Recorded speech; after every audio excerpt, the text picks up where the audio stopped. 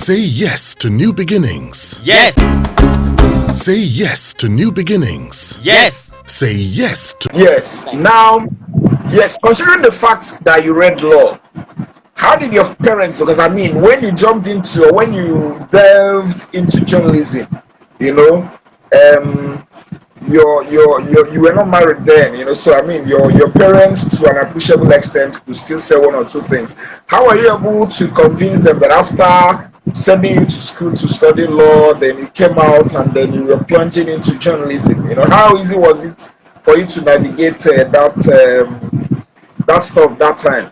Well, my parents thought I was crazy, and they just didn't understand because I worked such long hours. I would leave home at about 6:30 in the morning, and sometimes 11 o'clock I wasn't back home. On the day that I was looking for where ADC 086 crashed, I came back home at 4:30 in the morning, and my father, may his soul rest in peace today, had said to the security man, "Whoever brings her home, tell them to come back into the house to come into the house together." And unfortunately, it was my Alga who brought me home and had to explain to my father that I wasn't on a frolic of my own. But I guess it grew on my parents because I think they saw that I was determined. And somewhere along the line, they now started watching the station. They would see me filing reports. I would get up and go to Sierra Leone. I would go to Liberia, and they would see all of those reports. And almost immediately, I guess my parents now realized that I was serious, and they began to support. They began to support my work, and that was how I was Okay. able to win them. Now, in journalism today, a lot of people look up to you, as their mentor, as a role model, and everything. So, who are the people that you look up to? So many of them, Yeah, I need you to mention names. Mr. and Mrs. John Momo, who basically taught me everything I know, and every employer who entrusted me with responsibility. There are a couple of others. There's Dapo Yomi, who basically I found and I covered when he was arrested in the heat of the pro-democracy struggle, and a couple of other people who would rather I kept their names private. So those are my role models. What is your candid assessment of the state of the journalism profession in Nigeria at the moment? I truly think journalism needs to go back to its glory days, where journalists,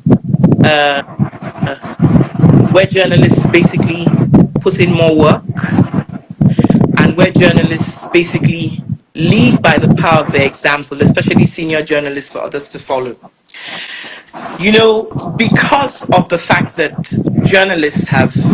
some journalists have lost their way, we've given room to a dangerous subculture of unprofessionalism, and it is eating deep into our profession. People don't fact check, people don't strike a balance, people are on the take. Journalists have become blackmailers, some journalists, so I'm being very careful so that I'm not accused of sweeping statements and generalizations. But some people actually give us a very bad name. We have regulatory authorities, and I think the time is now for us to start to speak with one voice and put in place checks and balances as well as sanctions to ensure that those who bring the name of this profession into disrepute are basically called to order and basically struck off any register where the names of journalists who work so very hard for their daily bread are on. It is worrisome, and that's why I always say to the young ones, your name is all you have. You sign off on your report. Your name is on your byline. And so people ask, what is in a name? A name is worth more than all of the money in this world. Because once you destroy your name, or once credibility issues are front and center, where anything anything has to do with you, then you've basically shot yourself in the foot. You would lose the respect that a journalist commands anywhere in the world. It will be difficult for you to regain your momentum. You will find yourself in a situation where you would be left with no choice but to struggle to basically regain that height that you had attained.